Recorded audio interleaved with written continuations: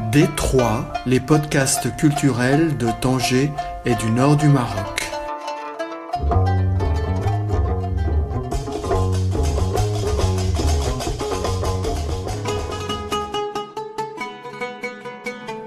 Eh bien, nous voici à la librairie des Colonnes afin de faire l'entretien avec l'ami Monsef Bouali. Monsef Bouali qui est un vrai Tangérois de Marchane. Il est né en 1968 à l'hôpital italien. Il y tient, c'est un véritable pédigré. Et il a fait aussi sa scolarité à Ibn Abbar, puis au lycée Zineb, avant de passer un bac littéraire en internat à Asila. L'été 1990, il travaille le temps des vacances à la librairie des Colonnes, où il restera toute sa vie. Et il en est aujourd'hui l'incarnation, il représente la librairie et il en est aussi encore le responsable aimé de tous les habitués de ce haut lieu tangérois. Monsef Bouali, comment s'est passée l'embauche à la librairie des Colonnes? Alors j'ai commencé à travers d'une amie qui travaillait ici. Alors on était dans une fête, elle m'a demandé si je voulais venir. Parce que Rachel il voulait quelqu'un pendant 2 mois. Alors je lui ai dit alors, je vais essayer.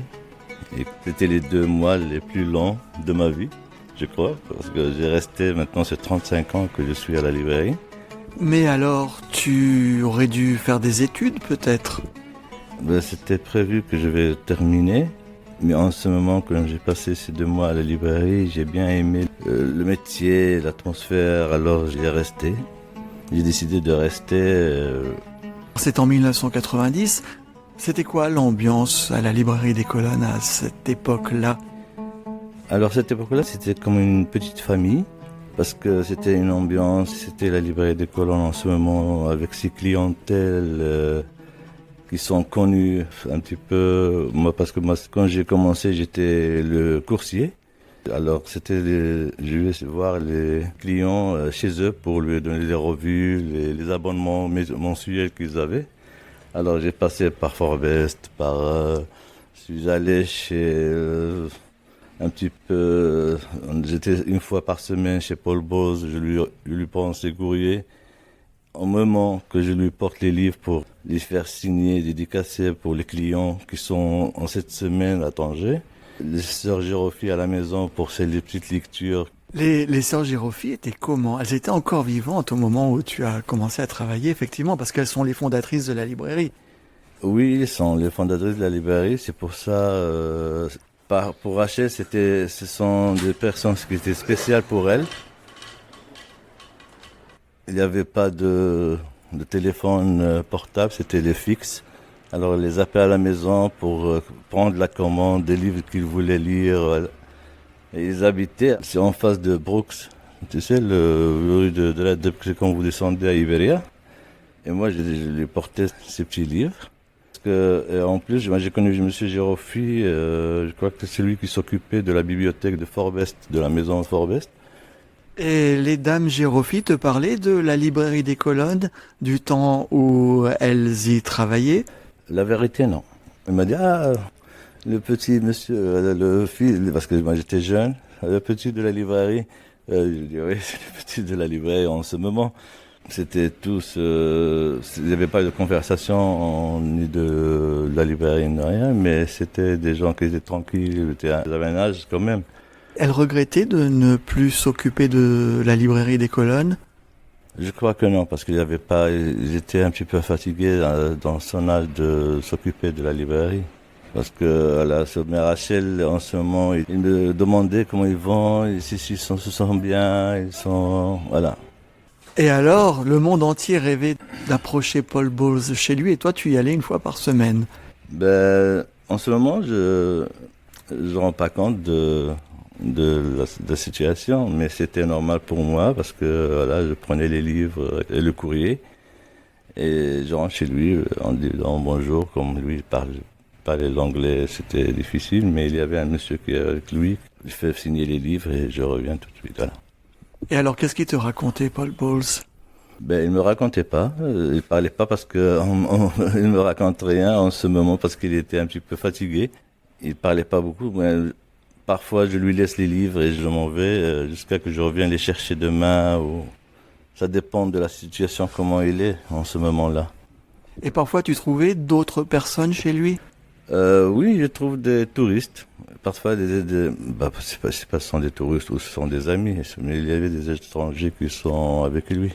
Est-ce que tu as rencontré Rodrigo Rosa, par exemple? Peut-être je l'ai vu chez lui, mais en ce moment, je le connais pas. Je l'ai pas connu, mais je crois que oui, que je l'ai vu chez lui. Et alors, avec Rachel, comment ça se passait? La librairie des colonnes sous Rachel Mouyal. Ben, Rachel, c'était une sœur pour moi, une grande sœur, parce que je crois que elle m'a bien fait connaître le métier, le libraire, ce que c'est le libraire, parce que moi j'ai commencé par le coursier, après j'étais le transitaire, après j'étais ce monsieur qui prend les factures à la fin de mois, j'encaisse les factures, les caisses et tout. Après, j'étais le libraire, je faisais des commandes un petit peu, je m'occupais de rayons des revues. Et Rachel, il était dur dans son travail, comme tout le monde le sait, il avait un caractère. Mais le franc, c'était c'est une personne humaine. Elle était très rigoureuse et c'est grâce à cette rigueur et parce qu'elle était dure que la librairie a pu exister et elle l'a fait continuer en fait. Mais c'était très rigoureuse, mais je crois elle était très professionnelle. Parce que seulement pour moi, seulement il me dit, il faut respecter des autres librairies. On n'est pas les seuls. Il y a d'autres librairies, même s'ils sont petits, qui font seulement l'arabe, seulement le papeterie, ou sont des librairies qu'il faut respecter les gens qui travaillent à l'autre librairie. Et ça, je le porte toujours. Oui, mais elle disait ça parce qu'il n'y avait pas de concurrence en librairie française. Il y avait seulement des librairies arabophones par ailleurs à Tanger. C'était la seule librairie française et espagnole en fait. Eh bien, en ce moment-là, elle peut dire que je suis la seule librairie au Tanger, mais elle n'a pas dit. Ça, je crois que c'est un geste qui nous a fait connaître qu'on n'est pas les seuls, mais toujours il va y avoir un autre. Et pour elle, je crois que c'était important d'avoir que les librairies ouvrent, pas les personnes qui travaillent dans des librairies. Ça n'a rien à voir avec les personnes, mais il y avait une association, je crois, des libraires à Tanger, ils étaient avec eux, même s'ils ne faisaient pas les livres comme nous. Il était fait moitié arabe, moitié français, voilà. Mais je crois que ils n'avaient pas cette idée, je crois, de concurrent ou. Moi, j'ai appris ça et je travaille toujours avec cette philosophie, on peut dire ça. Et comme moi, j'ai pas un livre, j'appelle à l'autre librairie, je lui dis regarde, tu vas chez l'autre librairie. Et c'est l'important, c'est que les librairies restent ouvertes. C'est pas que on dit qu'on est tout seul, on est les plus. Parce que la librairie des colonnes, il y a une histoire que personne ne peut barrer cette histoire. C'est une vraie histoire, elle va rester toujours à son niveau. Mais on essaie que ça dure et que pour Rachel, c'était plus important que ça continue cette librairie. Donc c'était avant tout le respect du métier. C'est le respect du métier, voilà. Et pourtant, elle n'avait pas été formée en tant que libraire, elle est devenue libraire sur le tas. Comme moi aussi. Moi aussi, j'étais pas formé comme libraire, mais j'ai appris des gens qui sont passés par la librairie. Et chacun, il m'a appris des choses que je n'oublierai jamais. Et j'avais des moments avec des gens qui sont passés par la librairie et ça m'a reste gravé pour toute ma vie. Si je fais mes cils charbonneux et mes yeux de plus de lumière et mes lèvres plus écarlates, demandant à tous les miroirs si tout est comme je veux, nulle vanité je recherche le visage qui fut le mien avant qu'il n'y ait le monde.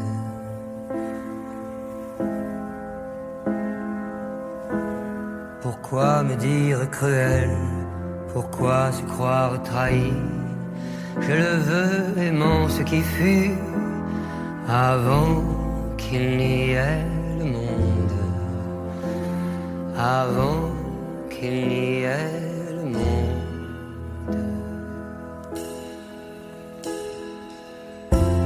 Qu'importe si je regarde un homme tout comme si c'était mon amour, quand pourtant mon sang est demeuré froid, mon cœur ne bat pas plus vite. Pourquoi me dire cruel? Pourquoi se croire trahi? Je le veux, aimant ce qui fut, avant qu'il n'y ait le monde, avant qu'il n'y ait le monde.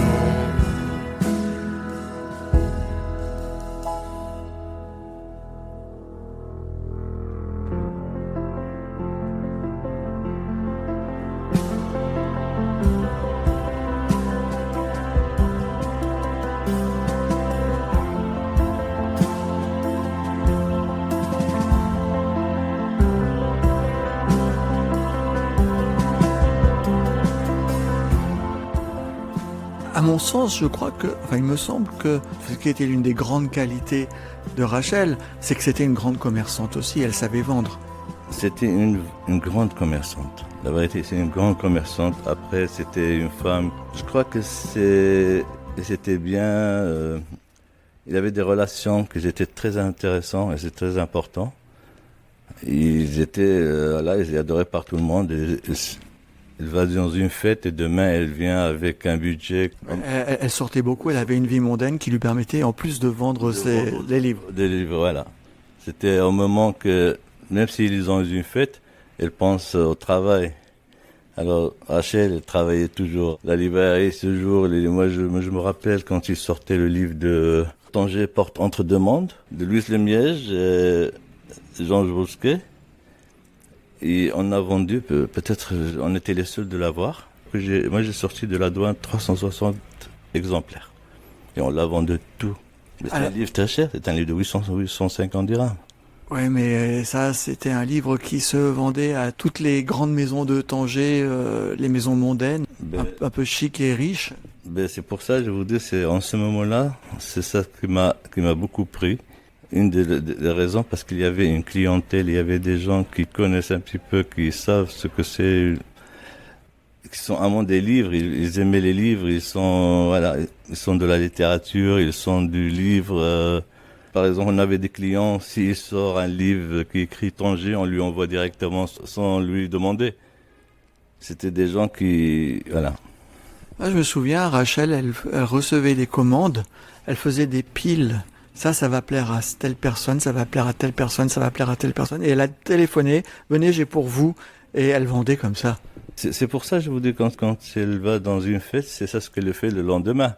Alors, le lendemain, elle choisit des trucs et après, elle demande, j'ai pensé ça, et on lui envoie directement. C'était aussi la période où les propriétaires étaient Souad Balafrej, qui longtemps a été président de l'association des libraires du Maroc, et son mari Ahmed Duri. Comment ça se passait avec eux? Avec les Balafrej, parce qu'à l'époque de Rachel, on n'avait pas de relation avec eux. Quand il vient, bonjour, ça va. Alors c'est elle qui s'occupait de tout. Elle avait le pouvoir de faire les commandes, les employés, elle avait le pouvoir du gérant, c'est vrai. Mais après, quand Rachel est partie, elle a repris la direction, Madame Douiri. Et comme vous savez, elle a passé toute sa vie elle avait une librairie à Khalila Wadimna. Mais en ce moment-là, je crois qu'on a eu des difficultés parce que pour les commandes, par exemple, c'est elle qui s'occupe des commandes. Alors les commandes pour la Khalila, c'était les mêmes pour Tanger. Alors pour nous, c'était les clientèles de Tanger, c'est différent aux clientèles de Rabat. Je crois qu'elle ne comprenait pas ça, parce que je crois qu'en librairie, si on vend un livre, on le vend en tout le pays. Mais c'est ça l'obstacle qui était de ne pas avancer. Même vous, Philippe, c'était l'obstacle de vous, de Virginie, Colombo, de Pierre, Simon-Pierre Hamelin. C'était le principal par la librairie pour qu'il s'arrêtait et se recule un petit peu. Il n'y avait pas une liberté de travail. Tu n'as pas une liberté de faire ce que vous pensez à faire comme libraire, quand vous étiez. C'est-à-dire qu'après Rachel et jusqu'à Pierre Berger, effectivement, la librairie a connu des moments très difficile, mais c'est parce qu'il n'y avait pas en fait une confiance de la propriétaire de la librairie vis-à-vis des gens auxquels elle avait donné la gestion. Et ça, effectivement, quand on peut pas s'identifier au lieu où on travaille et que l'on gère, ça c'est compliqué. Mais je crois que c'est pas la question de confiance parce que je crois que c'est la question comme il y a quelqu'un quoi qu'il il est toujours il gérait sa librairie à sa façon. Alors tu peux voir maintenant même si tu rentres à Kalila, tu vas voir que c'est différent à d'autres librairies qui sont à Rabat ou et ces gestions à Tanger, ça n'a pas marché. C'est pour ça il n'y avait pas une liberté pour les gens qui voulaient faire qui prenaient la direction. Elle le fait pour prendre la direction, il n'avait pas une liberté de faire de quoi que ce soit parce que elle voulait toujours avoir le contrôle et c'était impossible. C'est pour ça ça commue.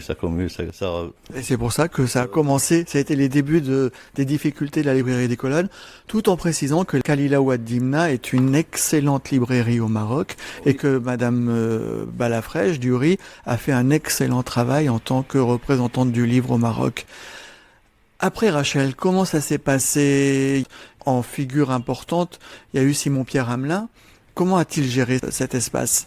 Mais avant Simon, il y avait Philippe Guigui-Bolon qui nous a fait le fameux guide de Tanger, qui était très bien. Je sais pas pourquoi vous l'avez abandonné, parce qu'on a toujours besoin d'un guide de Tanger. Et vous avez eu des mêmes problèmes qu'on était en train de parler avec Madame Douillet, ce que Madame Douillet, elle a un nom que personne ne peut l'empêcher, mais c'est une excellente libraire, c'est une excellente personne avec Monsieur Douéry qui est adorable, Douéry monsieur. Mais après, il y avait un petit souffle après vous, c'était Virginie Colombo qui voulait prendre les deux, voulait gérer les deux à la fois. D'un certain moment avec Madame Douéry. Alors là, c'est un épisode que j'ai manqué. Virginie. Alors Virginie, moi j'y avais un moment avec elle que j'oublierai jamais. C'est vrai qu'elle a fait un geste avec moi que j'oublierai jamais. Mais d'un certain moment, et quand qu'elle a voulu prendre la direction à la librairie des colonnes, elle a cru qu'elle va pouvoir propriété de Madame Douéry. Alors d'un certain moment, elle lui a demandé de gérer Kalila Ouad Dimna une semaine et une semaine à Tanger. Comme ça, elle peut prendre les livres qu'elle voit qui sont vendus ici à la librairie des colonnes. Mais ça n'a pas marché. Et pourquoi ça n'a pas marché selon toi? Moi, je crois que ce qui s'est passé entre eux, parce qu'une fois, Madame Douéry, elle m'a téléphoné, elle m'a dit, voilà, elle n'est plus avec nous. Mais Madame Douéry n'était pas facile aussi. Et Touria Temsamani, qui aime tellement le livre, elle a eu d'énormes difficultés. Je pense aussi que Soumaya Bakari a aussi eu du mal à faire sa place dans cette librairie. C'est pour ça que je vous ai dit que si vous n'avez pas une liberté de gérer un local ou un commerce où tu n'as pas le pouvoir, tu es comme un petit plan qui est là et qu'elle fait tout, alors ça sert à rien, c'est sûr que ça va pas marcher. Et toi, comment tu étais au milieu de tout ça? Parce que tu as un regard de l'intérieur et tu voyais bien que les choses se passaient pas exactement comme il fallait. Qu'est-ce que tu ressentais? Alors moi, ce que je vais ressentir, moi, on continue, on suit un petit peu la drame où il va s'arrêter. Mais le drame où il va s'arrêter, avec Simon-Pierre Hamelin, la librairie a eu un moment d'un coup de fouet quand même, ça a bien repris.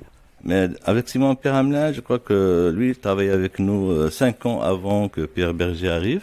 Et il a eu les mêmes problèmes que tu as eu avec Madame Douéry, qu'on fait des commandes chaque fois, on fait les listes, envoyez-moi les listes. Lui, il lui a expliqué un petit peu la situation, pourquoi ça ne marchait pas avant et tout, voilà. Mais après, elle a un chemin, elle est fait comme ça, elle peut pas changer. Alors, il a créé la revue littéraire qui est Nejma, qui était très important en ce moment. Oui, il a créé cette revue parce qu'en fait, ne pouvant pas gérer la librairie, il s'ennuyait et il a démissionné dans sa tête. C'est-à-dire qu'au bout d'un moment, comme tous ceux qui ont suivi Rachel, c'était plus possible, donc on laissait tomber. Ben c'est pas on laissait tomber, mais lui, je crois que s'il concentrait, c'est vrai, il s'est démissionné dans sa tête. Il s'est remis pour cette revue littéraire. Que par chance, après, c'était son petit bébé qui a créé.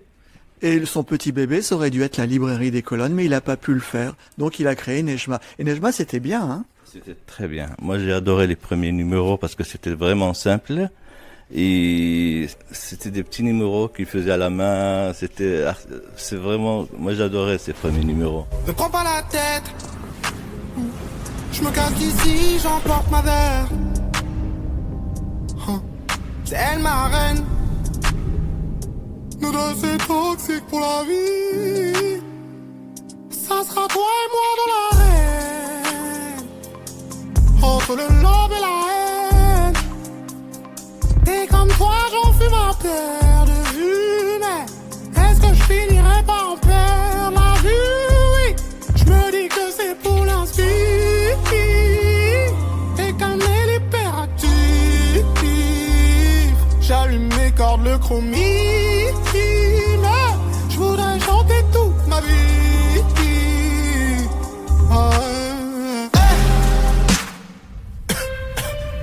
Demain j'arrête, demain j'arrête, demain j'arrête, demain c'est sûr j'arrête ce caddie.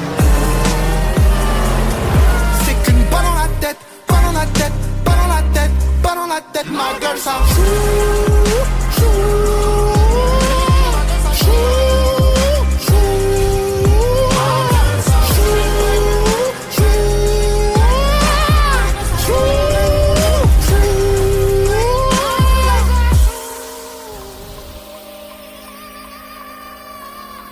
J'espère qu'on aura un jour l'occasion de faire un entretien avec Simon Pierre si on le retrouve à Tanger pendant des vacances. Alors c'était quoi les premiers numéros de Nejma?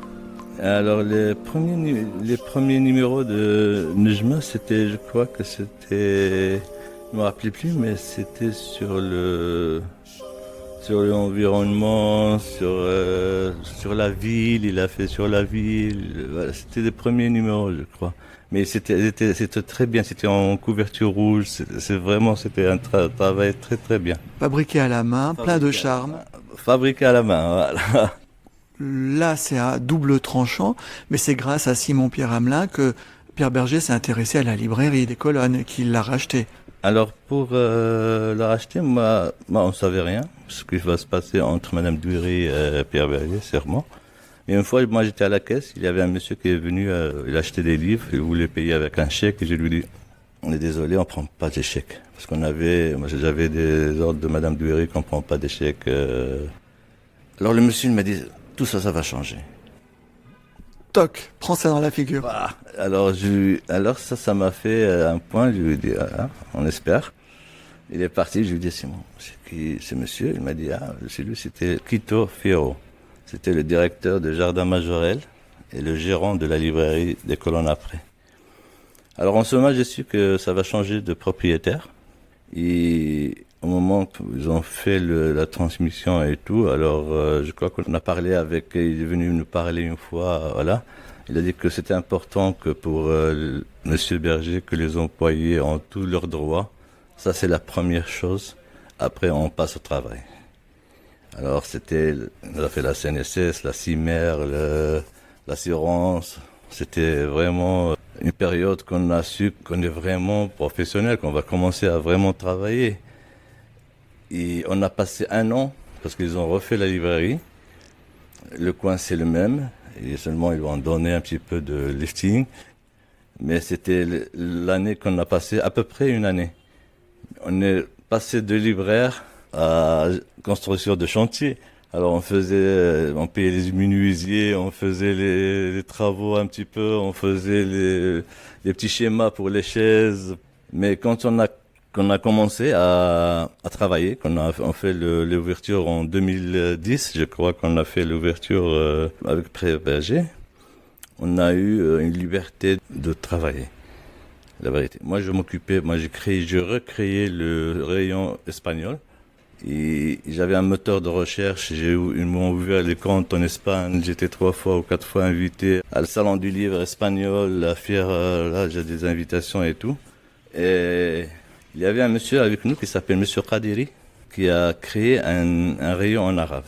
Alors, pour Monsieur Khadiri, chapeau, parce qu'il a vraiment fait un travail avec le rayon arabe. Il avait des connexions avec les éditions libanais. En plus, lui, il est francophone. Et en plus, il a fait un rayon exceptionnel. Il a fait un travail exceptionnel avec le rayon arabe. Il y avait Audrey qui s'occupait avec nous, qui est une professionnelle aussi. Elle s'occupait des commandes, des nouveautés en français. Et Pierre, je crois que lui, il a fait reconnaître la librairie de nouveau. Ils insistaient au Salon du Livre, un petit peu partout. On a fait des revues Njma sur Choukri, sur Paul Bowles, sur... le dernier, c'était sur Jean Genet qu'on a fait. On a fait un en espagnol. C'est l'époque de Pierre Berger. C'était une époque où on travaillait avec un... Et j'ai appris beaucoup d'eux parce que ils avaient une expérience que peut-être avant nous, on travaillait un petit peu manuel. Et en ce moment-là, on s'est transformé avec des informations que tu peux faire des commandes plus faciles, que t'as beaucoup de matériel à la main que tu peux gérer. Alors Quito Fierro, qui était vice-président de la Fondation des Jardins Majorelle et trésorier, après vice-président de la Fondation Berger Yves Saint-Laurent, me disait souvent, je le voyais régulièrement, c'était un ami, une librairie ne peut pas gagner d'argent à Tanger. Donc on en perd et c'est très bien, on en a beaucoup. Et je disais, Quito, c'est absolument terrible ce que tu dis, parce que le jour où Pierre Berger disparaît et qu'il n'y a plus l'argent, ça va être très compliqué. Une librairie doit gagner de l'argent. Rachel Mouyal permettait à la librairie de gagner, il fallait que ça gagne. Qu'est-ce que tu penses de la gestion à la période Pierre Berger? Justement, on vous a donné beaucoup de moyens, mais peut-être que c'était un peu trop par rapport à la réalité du marché du livre. Je crois que, comme vous dites, Monsieur Fierro, qu'il repose en paix, c'était une personne adorable, c'était une grande personne, moi, que j'adorais beaucoup, et il venait toujours ici. Je crois que sa mère, il vivait ici, à côté de Roxy. D'un certain moment, parce que Rachel, il le connaît. Alors Jacqueline Boissac, sa maman, qui était une grande décoratrice de Marrakech dans les grandes années, et très très proche de Saint-Laurent et Pierre Berger, habitait à Tanger. Ils avaient un appartement ici, à Roxy. Mais lui aussi, il me l'a dit. C'est vrai que cette époque, il y avait beaucoup de moyens et on gagnait de l'argent. La vérité, c'est que la librairie gagnait de l'argent. Seulement, on a eu le soif d'avoir rien. Tu sais, après, t'as tout à la main et on faisait tout ce qu'on pouvait. Et qu'on prend une place au moment qu'on a de l'argent. Après, je crois que ça va continuer. Moi, je trouve que c'est quand même... alors, on construisait des rails pour un train. Alors quand tu fais le train sur les rails, il va partir tout seul. C'était le moment, je crois, qu'on faisait tout partout. Alors on a eu beaucoup de dépenses, on a beaucoup de frais, mais seulement c'était pour qu'on profitait du temps qu'on avait en ce moment. C'est pour ça il ne gagnait pas d'argent, mais d'un certain moment, on pouvait payer les frais. بكتب اسمك يا حبيبي على الحور العتيق تكتب اسمي يا حبيبي على رمل الطريق بكتب اسمك يا حبيبي على الحور العتيق تكتب اسمي يا حبيبي على رمل الطريق بكرة بتشتت الدنيا على القصص المجرحة بيبقى اسمك يا حبيبي واسمي بيمحى بيبقى اسمك يا حبيبي واسمي بيمحى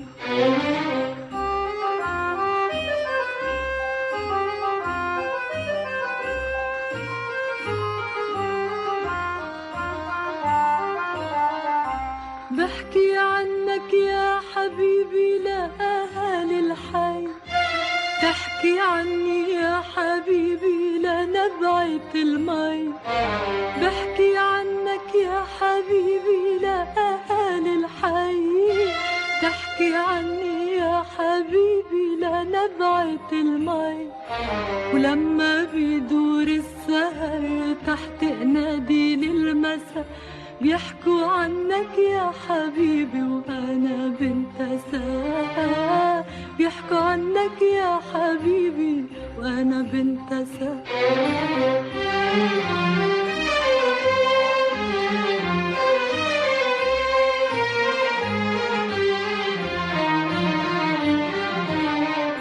Alors, ça a été le moment où effectivement tout le personnel a été déclaré avec toutes les assurances et sécurités sociales qu'il fallait.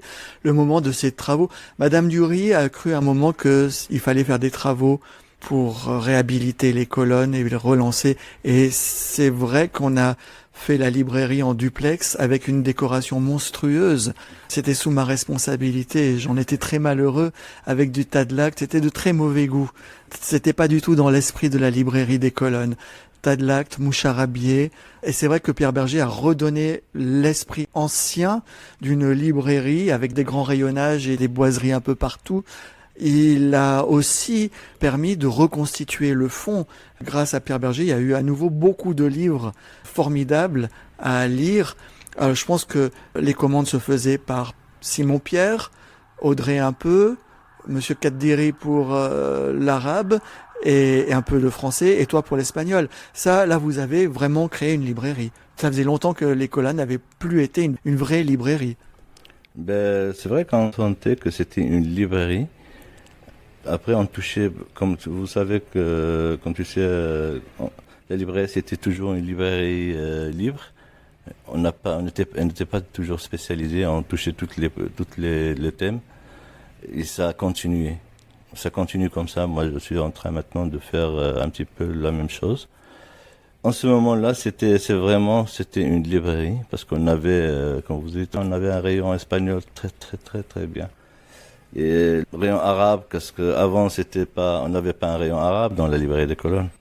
Alors, M. Qadiri, Hassan Qadiri, il a créé ce fameux rayon en arabe qu'on a eu beaucoup des auteurs marocains, qu'on a fait des présentations en arabe, que lui, il a présenté en arabe aussi. Comme Simon Hamelin, comme vous savez, c'est un petit peu c'est l'homme du livre. Alors, il est de la revue avec Audrey, ils ont fait beaucoup de choses. Des présentations, on a invité Tahar Benjelloul, on a invité Leila Slimani, on a invité un petit peu tout le monde qui sont Fouad Laroui, on a invité beaucoup des auteurs qui sont importants, Bin aussi, des artistes qui sont passés par la librairie, ils sont des noms qui sont énormes. Mais en ce moment-là, c'est vrai, on avait tout le matériel que ce soit une vraie librairie. Et comme Rachel, elle l'a fait tout seul. Faut pas oublier ça. Mais du temps de Rachel aussi, il y avait un monde fou qui passait, de célébrités, des auteurs. Tu as connu qui encore certaines? Évidemment, Mohamed Choukri. C'est vrai que j'ai connu Mohamed Choukri parce que Mohamed Choukri, il venait tous les matins presque à la librairie des colonnes pour se discuter avec Rachel, après son petit verre le matin. Et moi, je le rencontre toujours quand je fais mon tour, quand je livrais des revues et tout, je le rencontrais tous les jours à côté, dans le coin à côté comment ça s'appelle, l'émission de Tanger, ou du lycée Regnault, c'était son coin que lui fréquentait. Et chaque fois que je le vois, il me donne 20 dirhams pour prendre un café. Si je fais le tour et je le rencontre de l'autre côté, il me donne 20 dirhams. Je lui dis, tu viens? Non. Quand il y a de l'argent, tu le prends. Hein. Mais c'est Choukri. C'est très spécial, c'est vrai. Mais je le voyais tous les matins ici. Après, le boss que je le voyais toute la semaine, une fois par semaine, il y avait beaucoup de célébrités qui sont venues voir Rachel. Si quelqu'un vient à Tanger, il doit passer par Rachel. Ça, c'est sûr. Après, il les prend chez elle pour un apéritif ou quelque chose. Pierre Berger venait assez souvent dans la librairie? Ou Yves Saint-Laurent même d'ailleurs? Yves Saint-Laurent non, mais Pierre Berger oui. Pierre Berger, quand il est à Tanger, c'est sûr qu'il va faire son petite promenade à pied de chez lui, de Lyon africain, vers le petit marché qui est à rue de Fès. Après, il descendait à la librairie. Il rentre, il reste avec nous, mais ce monsieur, c'est vraiment un personnage que moi j'ai adoré parce que il a un grand respect pour ces gens qui travaillent avec lui. C'est un vrai patron, je crois. Il a le sens de l'organisation et le sens du personnel. C'est le sens du personnel, c'est le sens du respect. Alors moi je le voyais pas beaucoup, mais quand je le vois, il me salue avec mon nom directement. Et parfois je travaille avec des gens que je te connais pas. C'est pas, il te rappelle pas de ton nom, sûrement, parce que comme lui, je crois que Pierre Berger n'a pas seulement la librairie des colonnes. Il y a 500 personnels qui travaillent au jardin Majorès, c'est 500 personnes. Mais quand j'ai parlé avec des gens, ils m'ont dit qu'ils se rappelaient de tous les noms des gens qui travaillent avec lui. Mais ça ne l'empêchait pas d'être très dur aussi et capricieux peut-être. Mais ça, oui, ça peut être, mais ça, c'est leur vie. Moi, je vois ce que je vois, le contact que je vois avec lui directement. Quand il vient, il y avait un respect, il soit à la librairie. Il regardait ses petites vitrines parce il aime bien faire le petit tour c'est important pour lui que lui, il se sent libre, je crois, à Tanger. Il y a beaucoup de gens qui le connaissent pas. Alors, il vient à pied. Il y a quelques-uns qui lui disent bonjour, c'est comme ça. Alors lui, je crois que ça lui plaisait de faire, c'était son petit bijou qu'il vient visiter discrètement, il s'en va. Il était heureux de n'être pas reconnu et de n'être pas connu et d'être tranquille. Ça, c'est sûr. Je crois que c'est parce que au moment qu'on savait qu'il va passer, on choisissait, il y a Simon, je crois qu'il lui fait une petite sélection des livres qui viennent de sortir, des nouveaux auteurs marocains qui viennent d'écrire. Et lui, ça lui fait plaisir. Alors une fois, il était avec nous ici, assis, devant moi, ici même. Et c'était l'heure de fermeture. Et on est resté, il nous a dit, qu'est-ce que vous attendez? Vous ne fermez pas à cette heure-là? Alors Simon lui a dit, on va pas se renfermer au patron, ça se fait pas. Ah non, on va partir. Mais eux, qu'est-ce qu'ils ont Alors on a fermé tout de suite. C'était un geste, c'était un respect, c'était un trait. Mais c'était l'homme du livre lui aussi. Tu sais, il était un homme de culture. Il avait des livres qui sont. Moi, j'aime bien ces beaux livres qu'il faisait au Jardin Majorelle sur le musée. C'est adorable ce qu'ils ont fait. Ils ont fait un bon travail au Maroc. Un service au musée, au jardin. C'est vraiment... Voilà. Après, c'était le petit bijou de Tanger. C'était la librairie des colonnes. Ça reste le petit bijou, c'est un bijou. Round like a circle in a spiral, like a wheel within a wheel, never ending or beginning, on an endless spinning reel, like a snowball down a mountain or a carnival balloon, like a carousel that's turning, running rings around the moon, like a clock whose hands are sweeping past the minutes of its face, and the world is like an apple whirling silently in space, like the circles that you find in the windmills of your mind. Like a tunnel that you follow to a tunnel of its own, down a hollow to a cavern where the sun has never shone, like a door that keeps revolving in some half-forgotten dream, or the ripples from a pebble someone tosses in a stream, like a clock whose hands are sweeping past the minutes of its face, and the world is like an apple whirling silently in space, like the circles that you find in the windmills of your mind.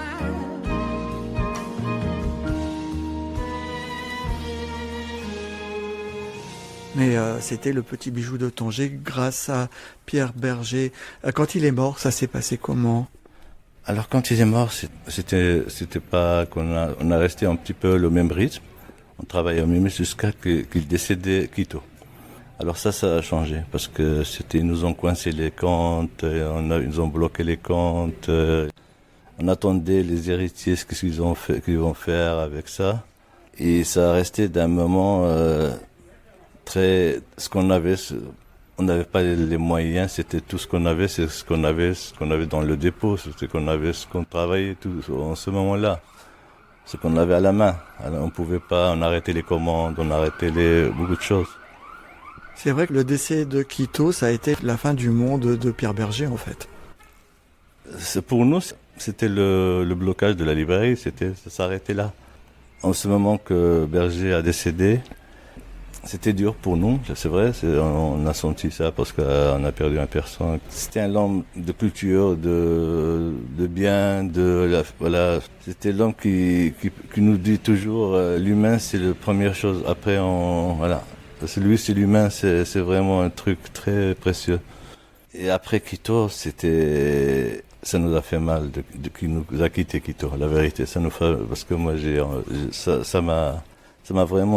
ça m'a fait mal qu'il est décédé il est encore jeune et tout. Mais c'est là la fin. Ça a bloqué la librairie. Ça a bloqué toutes les comptes. Alors c'est comme on revenait de zéro. On attendait ce qui va se passer. Et Tfaddel Laraki aurait pu être une chance, et lui aussi est disparu très vite. Alors pour M. Fadel Laraki, qu'il repose en paix. Qui a racheté la librairie à l'héritier de Pierre Berger. Alors moi je rentre pas dans ces détails qu'il a acheté ou non, mais c'est pas ce qu'ils ont fait entre eux. Mais lui il a passé à Fadel Laraki, je crois, parce qu'il a vu qu'il est l'homme le plus apte. Parce que c'est un homme de culture lui aussi, collectionneur d'art. Il a vu que ça lui permet de faire des choses. Et lui, c'est vrai, il avait l'intention de faire beaucoup de choses. Sûrement, il voulait travailler sur l'édition. Il a voulu faire un livre sur le Chaibia, le peintre. Il avait beaucoup de projets, mais en ce moment, malheureusement, il a décédé et on revenait à ce point-là, à ce point. Mais je crois qu'il avait beaucoup l'intention de faire beaucoup de choses. Parce qu'il avait des relations à Tanger qui sont très importantes ici, avec les galeries d'art. C'est vraiment bien. Ouais. Puis Tfaddel Laraki était quelqu'un de très compétent qui voulait faire de l'édition, je pense. Il voulait faire une maison d'édition et que la librairie des colonnes soit le tremplin de cette maison d'édition, de ce travail. Et il était extrêmement compétent et il avait une véritable culture. Quand il nous a quittés, il a laissé la librairie à sa famille qui s'est retrouvée avec un produit culturel alors que ça avait jamais effleuré leur esprit. Mais je crois que la famille c'était plus grand que cette librairie parce qu'ils sont pas du domaine, je crois qu'ils sont pas du livre, ils sont pas du domaine de libraire. Alors ils avaient envie de continuer à leur façon, mais il y avait des éditions qui ne tendaient pas la main pour eux. Alors ils ont beaucoup avoir des difficultés. C'était l'envie ils avaient l'envie, c'est pas qu'ils voulaient pas abandonner. Ils ont resté jusqu'à le dernier moment, mais il n'y avait pas les gens qui lui tenaient la main. Tenir la main, tendre la main, c'est bien gentil, mais enfin, c'est des gens qui avaient aussi une fortune et qui auraient pu investir dans la librairie, comme comptait le faire Tfaddel Laraki, et qui ont préféré attendre plutôt que d'investir, alors que c'était le moment d'investir. Mais c'était pas facile, parce que c'était pas facile d'investir en ce moment, parce qu'il y avait des dettes. Il y avait des éditeurs qui nous doivent de l'argent, mais c'est pour ça, c'est pas tenir la main, c'est de donner ou de faire cadeau. Non, c'est d'avoir des solutions qui s'adaptent à leur situation. C'est ça ce que je veux dire, de tendre la main. C'est d'adapter un petit peu à la situation qu'ils sont. Ils sont pas respectés, ces gens-là, ce qu'ils veulent faire. Et je crois que c'est pour ça ça n'a pas marché.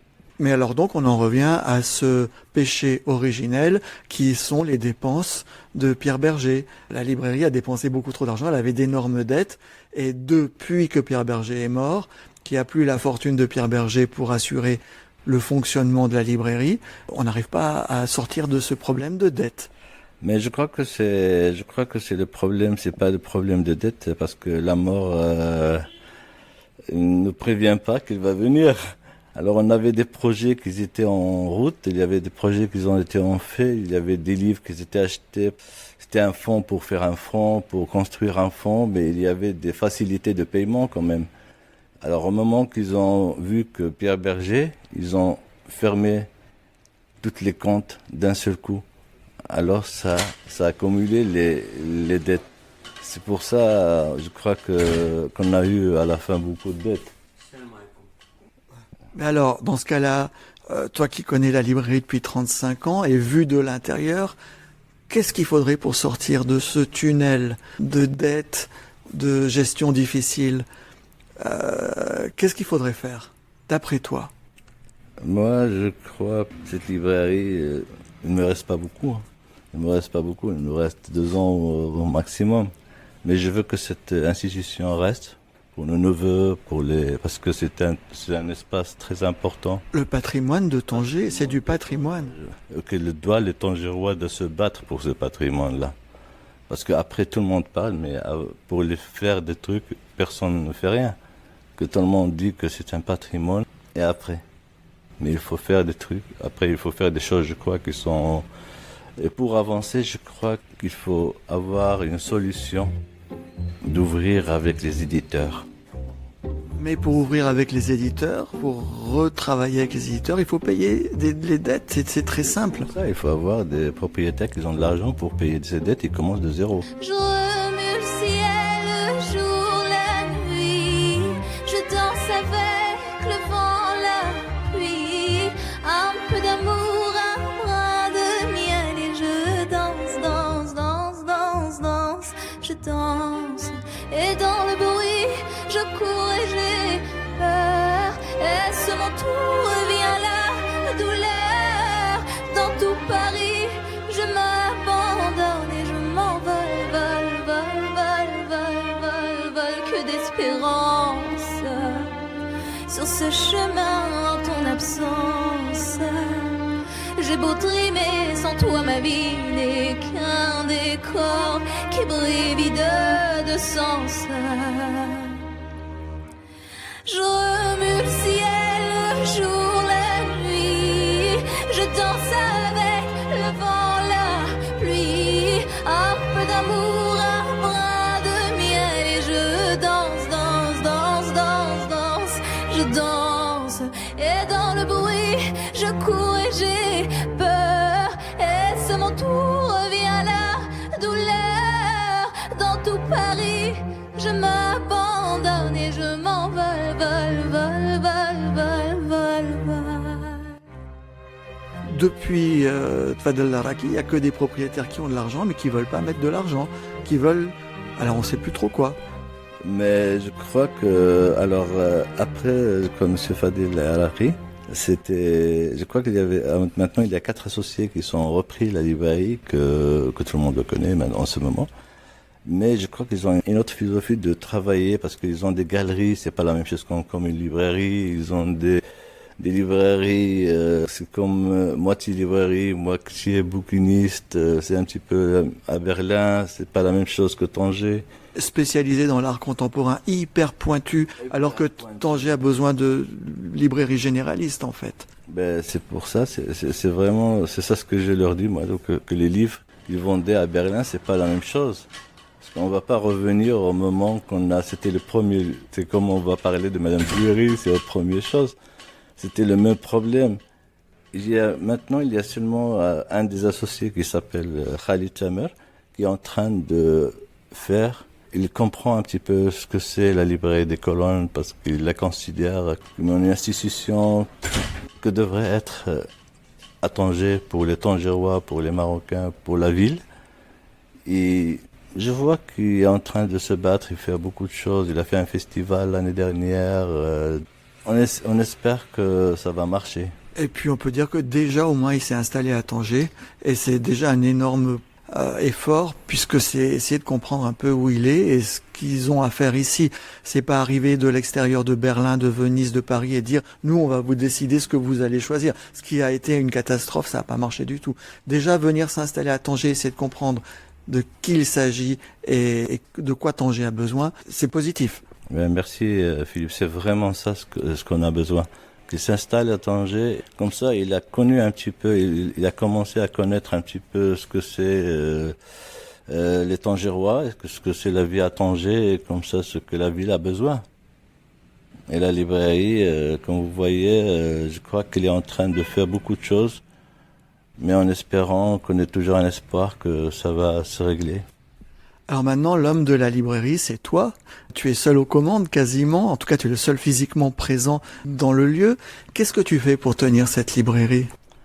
Alors en ce moment, je suis pas tout seul. Même je suis présent tout seul. Mais il y a toujours Khalid, il y a le gérant qui s'appelle Monsieur Ayessam aussi, qui a fait un travail derrière qui est impressionnant. Tous les trois, on est en train de faire un essai d'avancer, parce qu'une librairie en ce moment c'est difficile en tout le monde, c'est pas seulement à Tanger.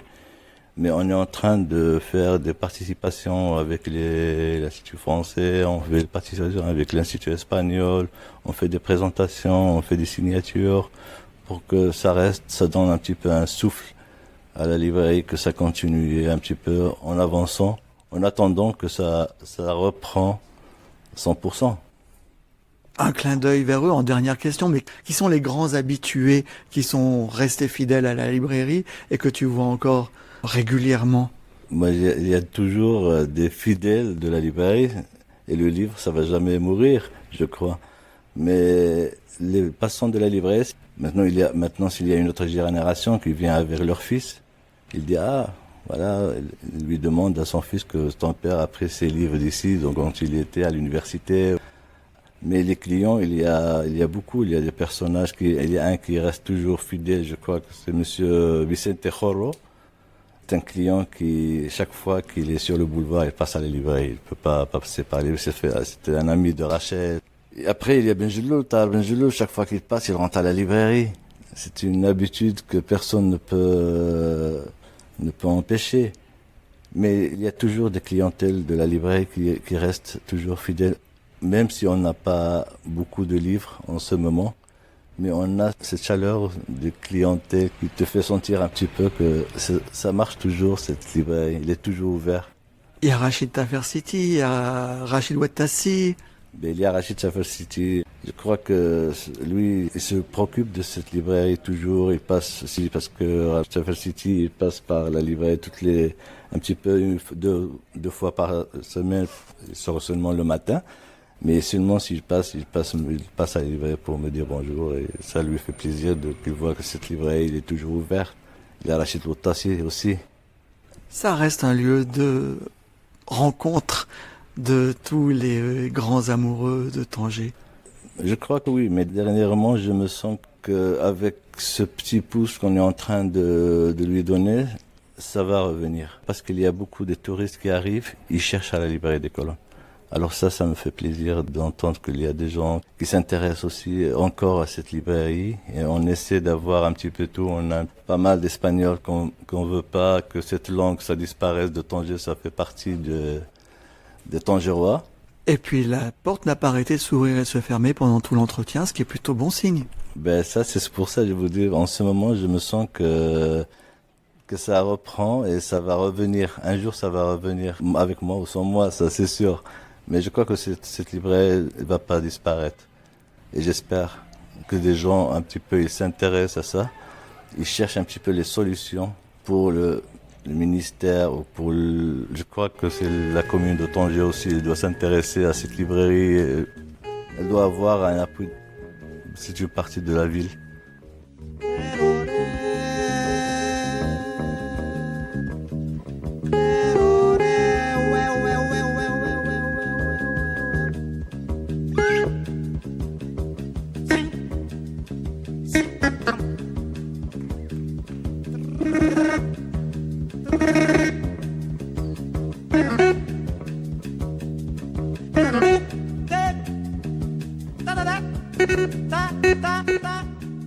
Ce nouvel épisode de Détroit était consacré à Monsef Bouali, qui travaille à la librairie des Colonnes depuis 35 ans et incarne aujourd'hui l'honorable établissement où un temps se croisaient William Burroughs, Jean Genet, Tennessee Williams et Samuel Beckett.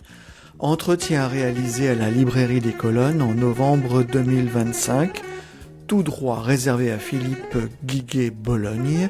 Merci à Omar Mtiwi pour les musiques des génériques, solo de lutte extrait de son album Andalousie, ainsi qu'à l'ensemble Ibn Arabi à Dargnawa de Tanger.